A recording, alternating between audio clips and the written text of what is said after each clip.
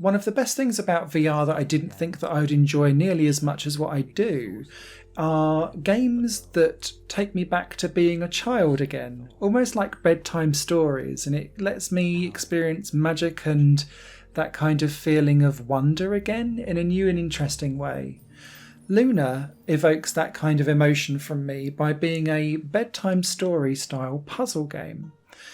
The moon has essentially gone dark, and you play as a bird who wants to sing out to the various different animals that you come across in the different levels to restore pieces of the moon back to life again by sharing their inner light from within. It's a really nice and simple tale about finding courage in your own convictions, and it says a good message. Luna then translates all of this into several different types of puzzles. The first type of puzzle is a kind of play it back, listen to the music and then bang the bells to try and open up the level. And then the bird kind of sings the song and then the level opens up for you to play with. And this takes you into the second style of puzzle, which is all around manipulating stars to make constellations in the sky. You can rotate it around in 3D in front of you, and then you kind of pick the star up and drag it into the kind of mirror locations. They're very simple. They don't require an awful lot of kind of brain thought, and you can just maneuver stars around by process of elimination because you can see the lines between them.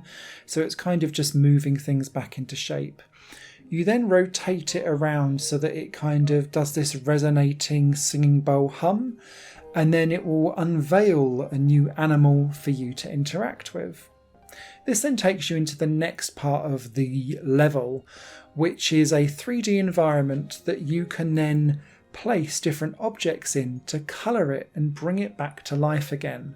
And once you've done that, you're then transported inside the coloured and built up environment that you've just created to kind of have a little goodbye sing-song with the animal. The moon grows a little lighter and you move on to the next level. It's heartwarming, it's simple, it gave me a big grin on my face during the about 80 minutes that it took me to complete the game, and I just had a really nice time experiencing something that gave me magic and wonder and made me feel like a kind of 7 or 8 year old again, and back to a simpler world with simpler times, and it was a great piece of escapism. What I really liked about the game is just how tuneful it was as well. Everything that you do gives off musical notes around you, and so as you interact with the world around you, both visually and audibly, you get this sense of feedback coming through with everything that you do that makes everything feel grander in scale than what it really is, because these are tiny little dioramas you're playing with and very small constellation puzzles that you're completing. But Luna manages to be all of the sum of its parts and then combined something greater. And so if you spot this cheap, because it is a short game, I do recommend picking this up, even if it does look a little bit cutesy and perhaps a little bit babyish for us adults who want to escape back to childhood times. You don't even have to play it in VR because the game is both in VR and non-VR. Written review will be over on highplanegames.com. Hope that was informative. It's a little gem, this one. Go pick it up if you see it on cheap. Bye.